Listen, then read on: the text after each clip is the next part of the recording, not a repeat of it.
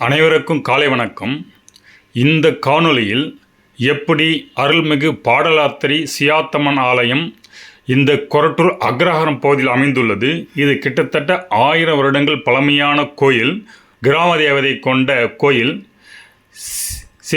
சேய் அம்மன் என்று அழைக்கப்பட்டு சியாத்தம்மன் என்று மருவி பின்பு அவர்கள் உக்ரம் தணிந்து நார்மலாக இருந்தபோது பாடலாத்திரி சியாத்தம்மன் என்று அழைக்கப்படும் இக்கோயில் தற்பொழுது அதனுடைய 4 ஆண்டுகள் கழித்து நடைபெறும் தேர் திருவிழா தொடங்கியுள்ளது.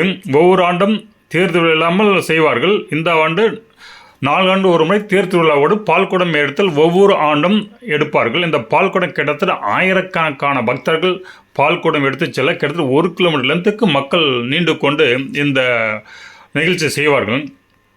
இத்தகைய நிகழ்ச்சி 7ஆம் தேதி வெள்ளிக்கிழமை மங்களவாத்தியம், தாரை தப்பட்டை, பம்பை உடுக்கை முழங்க கொடியேற்றத்துடன் அம்மனுக்கு காப்பு கட்டுதல் என்ற நிகழ்வு காலை 8 மணி அளவுக்கு தொடங்கி இது அப்படியே தொடர்ந்து 8ஆம் தேதி அன்று சனிக்கிழமை, இதாவது இந்த கிரகத்தின் பூர்வீக சியாத்தம்மனுக்கு பூர்வீக பகுதி தெற்கு கொரட்டூரில் சக்தி மாரியம்மன் கோயிலிருந்து கிரகம் வரும். அந்த மாரியம்மன் கோயில் கிரகம் இந்த அம்மாவுடைய கோயில் 8ஆம் தேதி ஈவினிங் ரீச் ஆகும். அது சக்தி கரகம் திருவிதி உலா வருதல் என்று சொல்கிறார்கள். இது மாலை 6 மணி அளவுக்கு இங்கே சேரும். அப்போ கூட வேல் பூஜை என்பது வேல் குத்தியெல்லாம் எப்படி அந்த வேல் வெறியாட்டம் அது மாதிரி எல்லாம் பாடல் ஆடி அப்படி அதை செய்வார்கள். அதை அடுத்து 9ஆம் தேதி ஞாயிற்றுக்கிழமை இன்றைக்கு தான் 1008 பால்குடம் ஊர்வலமாக எடுத்து வரும். இதுவும் இந்த ஆதிசக்தியம்மன் ஆலயம் தெற்கு கொரட்டூரிலிருந்து தொடங்கி வடக்கு கொரட்டூர் எல்லையில் உள்ள ஏரிக்கடலிருந்து சியாத்தம்மன் நோக்கி செல்லும். இது இன்று கிட்டத்தட்ட ஒரு 1.5 கிலோமீட்டர் லென்த்துக்கு இந்த தூரம் இருக்கும். இதை கடந்து அவர்கள் சென்று இது செல்லும் போது விநாயகர், சிவலிங்கபுரம் மற்ற பல பகுதியில் ஆலயத்தில் முருக பக்தர்களுக்கு வேல் தரிப்பும் முருகப்பெருமான் திருத்தேர் திருவிதிய உலாவும் நடைபெறும். இது கிட்டத்தட்ட 12 மணி அளவில் இதெல்லாம் முடிஞ்ச பிறகு அம்மனுக்கு கூழ்வார்த்தல் நிகழ்ச்சி நடைபெறும். கிட்டத்தட்ட 1 மணி அளவில் சடல் மற்றும் மிளகாய்த்தூள் அபிஷேகம் நடைபெறும். இது முடிந்தவுடனே 6 மணிக்கு சக்தி கரியை அலங்கரித்து தீமிதி விழா இன்றைக்கு நடப்படும். கும்பம் சாற்றுதலும் நடைபெறும். அதோட வான வேடிக்கை நடைபெறும். இன்றைக்கு ரொம்ப விமர்சையாக இருக்கும். அதையடுத்து 14/8/26 வெள்ளிக்கிழமை காலை 9 மணிக்கு ஆடிப்புறம் குழந்தை பாக்கியம் வேண்டி ஒருவருக்கு வளைகாப்பு நிகழ்ச்சி நடைபெறும்.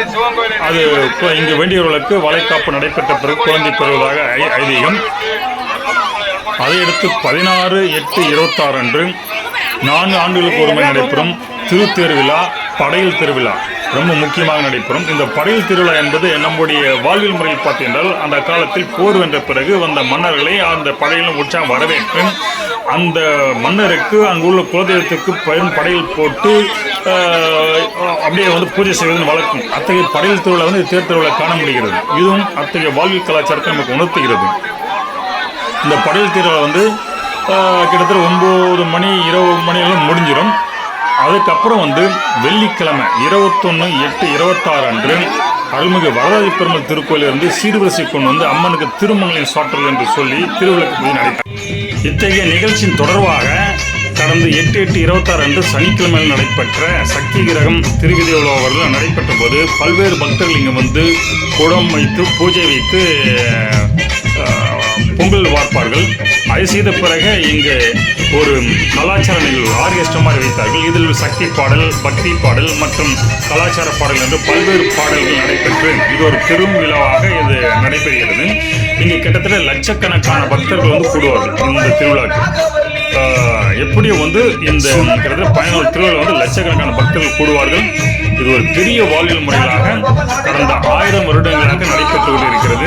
இது நமது பழனியை தாங்கி உள்ள இன்றைக்கு தொடர்கின்ற வாழ்வியல் முறை பறைசாற்ற வண்ணம் இக்கோயில் அதனுடைய திருவிழா அமைந்துள்ள என்பது மிகவும் உன்னதமான ஒரு நிகழ்ச்சி. இது இன்றைக்கும் தொடர்வது நமது வாழ்வியலை பறைசாற்றுகிற ஒரு நிகழ்ச்சியாக இருப்பதை காண முடிகிறது. இந்த திருவிழாவில் ராட்டனம் மற்றும் குழந்தை விளையாடுவதற்கு பல்வேறு பொருட்களும் பல்வேறு பண்டகங்களும் விற்கப்படுகின்றன. காணொலி கண்டமைக்கு நன்றி. தேங்க்ஸ். அனைவருக்கும் வணக்கம். நாம் நேற்று கண்ட காணொலியில் எப்படி உயிரின் அவஸ்தைகளில் கீழான அவஸ்தை, மத்திய அவஸ்தை, மேலான அவஸ்தை என்று பார்த்தோம். இதில் நாம் சனாதனத்தின்படி 4 பாதைகள் சரியா, கிரியா, ஞான, யோகா இதில் சரியா பாதை என்பது உடலை அர்ப்பணித்து இறைவனுக்கு செய்யும் காரியங்கள் என்று கூறியிருந்தோம்.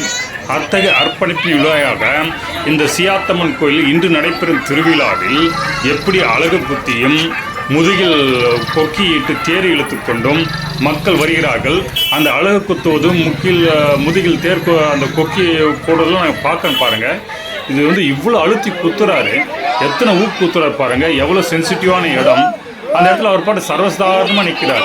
இத்தகைய நிலை எப்படி எய்த முடியும் என்றால் உயிரின் மேலான அவஸ்தை நிலையாகிய மனம் கடந்த நிலையில் தான் முடியும். அந்த மனம் கடந்த நிலையில் நமக்கு பெயின் இருமையெல்லாம் எதுவுமே கிடையாது. அப்போ அந்த நிலைக்கு நம்ம பக்தியிலே சரியா பாயில் போக முடியும் போது தான் அவருக்கு அவ்வளோ பெரிய ஊக்கு கிட்டத்தட்ட 6 to 7 mm திக்னஸ் இருக்கும். அந்த ஊக்கு குத்துறாரு பாருங்கள். ட்ரை பண்ணி எவ்வளோ ட்ரை பண்ணி குத்துறாரு. அப்படி குத்தியும் அவர் அசையாமல் நிற்கிறார். காரணம் என்ன? வலிகள் என்பது இல்லாத நிலைக்கு அவர்கள் சென்றுள்ளார்கள். இதுதான் உயிரின் மேலான அவஸ்தை. சரியா பாதையில் நம்ம லைஃப் ஸ்டைலில் திருவிழாவில் வச்சிருக்கிறாங்க. இந்த வாழ்வில் உண்மைகள்லாம் நமக்கு விளக்கி குருகுல கல்வி முறை இல்லாதனால நம்முடைய வாழ்வில் முறையில் சயின்ஸ் என்ன, நம்ம முன்னோர்கள் தமிழ் கண்டிருந்த உண்மைகள் என்ன, ஏன் இது மாதிரிலாம் செய்கிறாங்கன்றது உங்களுக்கு சொல்லிக் கொடுக்கறதுக்கு ஆள் இல்லை. நமக்கு சொல்லிக் கொடுக்கறதுக்கு ஆள் இல்லை. இதெல்லாம் ஏதோ ஒரு மூட நம்பிக்கை, இதெல்லாம் தேவையில்லை செயல் நினைக்கிறாங்க. இது உயிரை அந்த மேம்பட்ட நிலைக்கு கொண்டு செல்ல முடியும் என்பது நமக்கு பார்க்கல சான்று. அதை எக்ஸ்பீரியன்ஸ் பண்ணுறவங்களுக்கு அப்போ அந்த வழிகளை கடந்த நிலைக்கு அவங்க ஈஸியாக போக முடியும். எந்த ஒரு வழியை ஈஸியாக அவங்களுக்கு பொருட்படுத்த முடியாமல் போக முடியும்.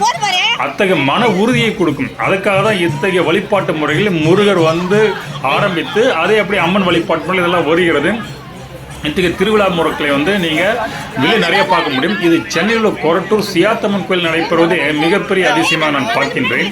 சிட்டியில் இந்த கலாச்சாரம் பரவுவதை நம்ம தொன்று தொட்டு நமது அந்த வாழ்வில் இழக்காமல் இன்றும் அது ஓடிக்கொண்டே இருக்கிறது. ஆனால் நம்மை அறியாமல் சென்று கொண்டே இருக்கிறது. இதெல்லாம் ஏன் நம்ம முன்னோர்கள் வைத்தால் என்றது விலக்கி கூறுவதற்கு அதை சார்ந்த புத்தகங்களும் நூல்கள் இல்லாமல் போனால்தான் நமக்கு இது ஒரு மூட நம்பிக்கையாக ஃபாலோ பண்ணுறதா மற்றவங்க சொல்கிறாங்க. ஆனால் இது ஒரு பெரிய பக்தியின் வெளிப்பாடு.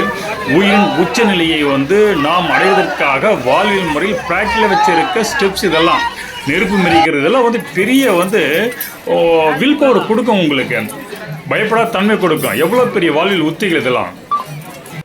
இந்த சியாத்தம்மன் கோயில் 1008 பால் குடம் ஏந்தி மக்கள் வருவதை மிகவும் பிரசித்தி பெற்றது. இது கொரட்டூர் சபையை ஃபுல்லாக நிரம்பி வழிகிறாங்க பாருங்கள். இதை கண்டிப்பாக தவறாமல் பாருங்கள். இது ஒரு பெரிய வாழ்வியல் முறை இன்றைக்கும் விளக்குகிறது. இந்த சியாத்தம்மன் கோயில் மிகவும் வரலாற்று சிறப்புமிக்க வாய்ந்தது. இது ராஜசிம்மன் கனவில் இந்த அம்மா தோன்றியதனால் அம்மன்னன் சாளுக்கிய மன்னன் போர் புரிந்து வெற்றி கொண்டு வாங்கி வந்த பிறகு அம்மனுக்கு பழைய கற்கோயிலை கட்டியதாக கூறுகிறார்கள். எனவே இது 1000 வருடங்களுக்கு மேலான பழமையான கோயில் என்று ஊர்ஜிதமாகிறது. மேலும் அம்மன் கிராம தேவதை விளங்கிய காலத்தில் இங்குள்ள சேய்களை காத்தருளி தீய சக்தியிடமிருந்து பாதுகாத்தால் இவர்களை சேய் காத்தம்மன் என்று பழங்காலத்தில் அழைக்கப்பட்டு பாடலாத்திரி சியாத்தம்மன் என்று தற்போது அழைக்கிறார்கள். பாடலாத்திரி என்பது சிவந்த என்பது அர்த்தம். இங்கு பக்கத்தில் ரெட் ஹில்ஸ், அதாவது சிவந்த இந்த பேர் இருக்கலாம் என்று கருதுகிறார்கள்.